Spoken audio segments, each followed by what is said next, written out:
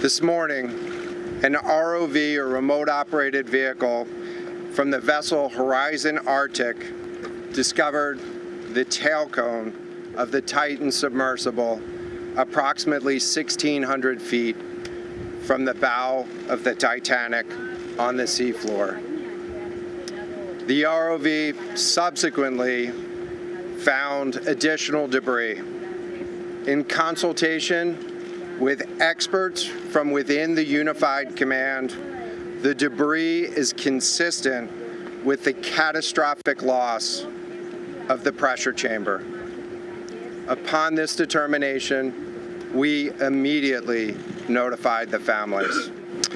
So the question was, is there any question as to whether or not the sub collided with the Titanic or whether it imploded above and debris field created from that? So the location of the Titan submersible was in an area that was approximately 1,600 feet from the wreck of the Titanic.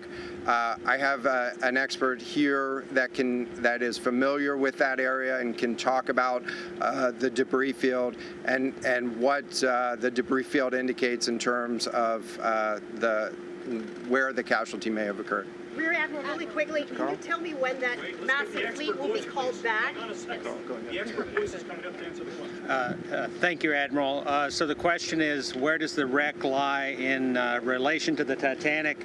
I didn't hear the Admiral's answer. I think 1,600 feet. Was that correct, Admiral? Yep, you got it. So that's off the bow of Titanic. It's in an area where there is not any debris of Titanic. It is a smooth bottom. To my knowledge, and anything I've seen, there's no Titanic wreckage in that area.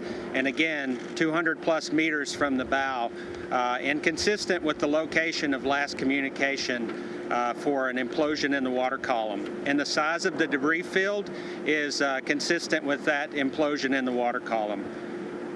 Thanks. What would cause the implosion? In terms of the timing here, you say that this was a catastrophic implosion. And I know it's early on, but is it your estimation that this happened right at the moment when they lost contact, an hour and 45 minutes after their descent? So the question was about the timing of the catastrophic implosion.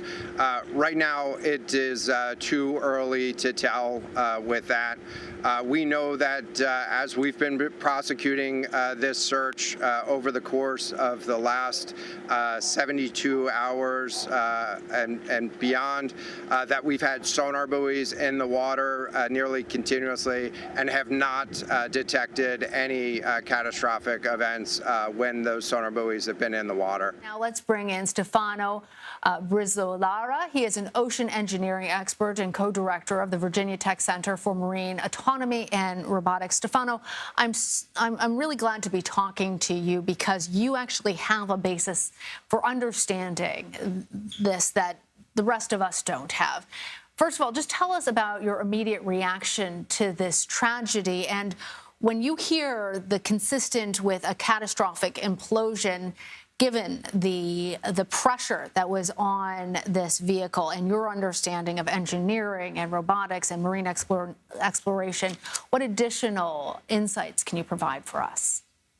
Yeah, unfortunately, a failure of the pressure hull was probably the first hypothesis that could be done. This is something that may well happen at those pressure that you experience at those depths.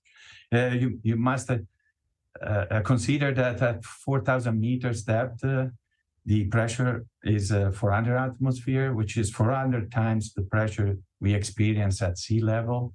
You pump the tires of your car at 2 atmospheres, so it's 200 times the pressure that is in the tires of your car. Stefano, before we hear or learn more about exactly what went wrong and what can you tell us about just the efforts that went into this?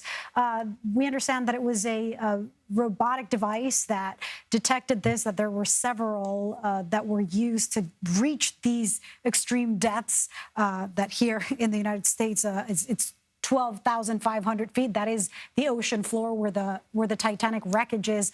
Can you talk to us a little bit about just what it takes, how these work, and what went into identifying the pieces that were found?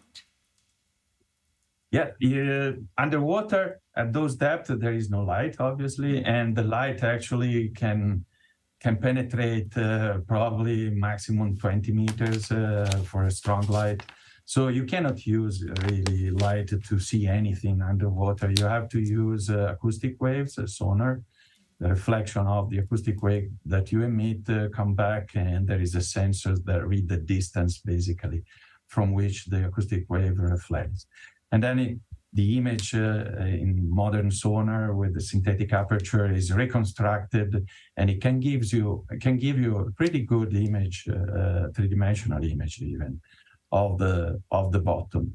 This is the technology we mount on our autonomous underwater vehicle that are unmanned vehicle that can scan the surface of the sea bottom while they are traveling at a certain speed, usually between 2 and 3 knots on top of the bottom. And we can reach 4,000 meters with our unmanned vehicles, even 6,000 meters. We developed a vehicle like that for a startup in Boston that then was acquired by a large company. And now they're building many more. Stefano, you know, as we're learning more about this, I'm struck a bit by how rapidly technology has evolved.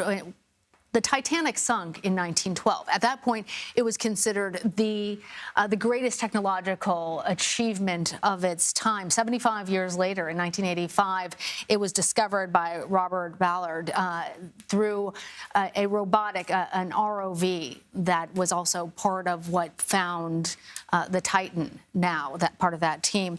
And today, in 2023, we have human exploration down to these depths, 2 miles below the ocean's surface.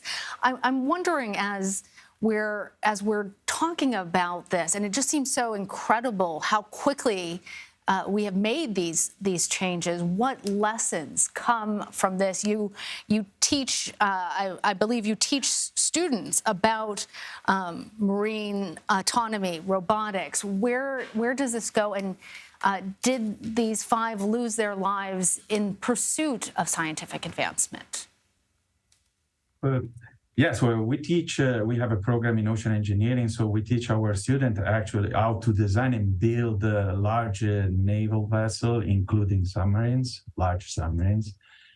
This was more of an experimental submersible, I would say, with some new kind of material used for the pressure hull for the first time, I would say, to reach those depths. Carbon fiber has never been used for a pressure vessel to reach those depths. And there is a reason, actually, because carbon fiber is much less compliant in case of failure than traditional steel or even titanium. Steel and titanium are ductile materials. They can deform in a plastic manner. And even if they implode and fail, they can still guarantee a certain integrity. So while carbon fiber breaks immediately, is fragile and it breaks in pieces, probably those pieces that they found. So I just want to make sure that I'm understanding you correctly, Stefano, because we're not experts, Stefano, sorry, but that the carbon fiber that was used in the submersible, the Titan, was that it had less integrity. It has advantages. It is lighter and thinner for the same kind of strength in static condition. In, let's say, in case of failure where the structure heavily deforms and start to curve on itself, carbon fiber doesn't allow for plastic deformation, so doesn't allow for large deformation. It starts to crack and completely break. So given that this is the first time that it's being used, Stefano, is what you're saying, I mean, do you have a suspicion that perhaps this level of innovation could have something to do with why this happened? Is this what you suspect? I mean, yeah, traditional steel or titanium may have mitigated the failure, perhaps. Yes. And from what you know, how long do you think we'll have to wait to understand whether or not this, I guess, suspicion that you have is, in fact, what could have caused this catastrophic implosion?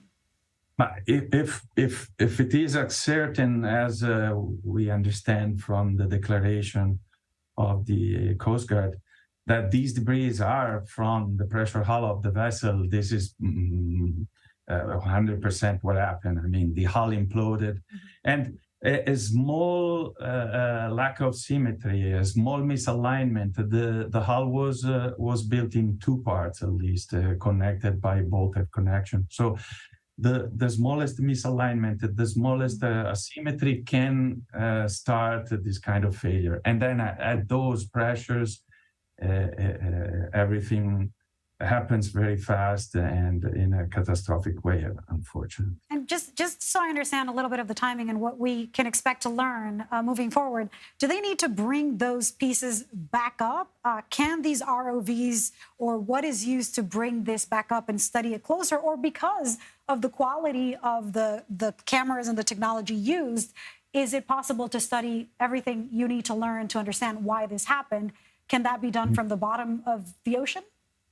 Yeah, I think that it is possible nowadays to have a good image. Let's say it's an artificial image, but a good image of the debris and pieces they found on the bottom, and from there reconstruct what happened. Yes, I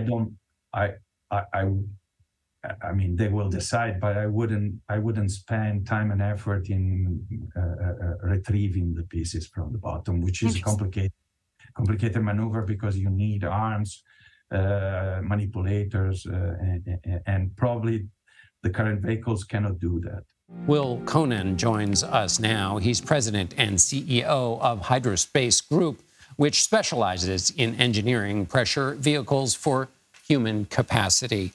Will, first, I'd like to get your reaction to Thursday's news. Yeah, this has been a very sad day. We've been on pins and needles for days, and hearing the Coast Guard announcement this morning. I've been doing this for a few hours now, trying to find a word that's just stronger than tragic.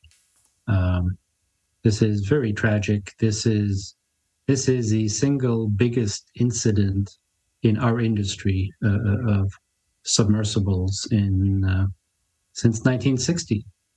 60 years. This has never happened. We've had some fatalities, 4 fatalities in the 1970s, 2 or 3 different events, and here in a single event, we have this is more than all the rest combined. So it is very sad. They're all colleagues. I mean, this is a small community. The families are it's just devastating for the families. And look, there is a world of engineers and professionals that gathers. I'm chairman of the submersible committee within the Marine Technology Society. It's been around since 1968. We gather, we discuss, we review designs, regulations. We are close to this. We have safe regulations. And it is a battle between pushing the boundary of innovation and regulation. One is too slow, one is too fast, and finding the balance. It's tricky for any industry of finding that balance. And sadly, in the world of deep ocean, and this is very, very deep, even in our industry, this is very deep. There's only 10 vehicles that in the entire world that can go to this depth. And do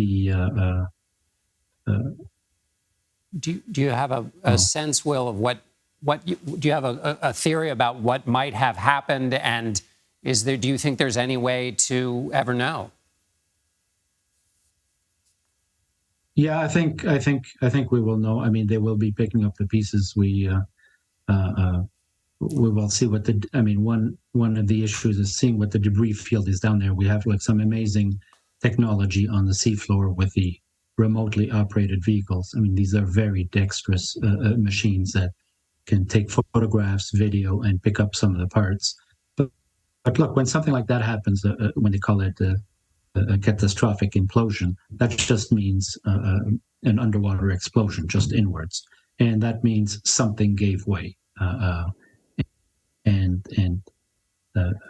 if they have the front and the back pieces, as those were made out of titanium, it appears that the central part just gave way. The Navy detected what it called an acoustic anomaly consistent with an implosion after the Titan lost contact on Sunday. The official says the information was shared with the Coast Guard, which used it to narrow down the search area. Now, today, the Coast Guard said in a press conference that throughout its search, it had listening devices in the water, but did not detect any catastrophic failures. And it said for 72 hours, or about 3 days, it had sonar buoys in the water that did not detect any catastrophic events.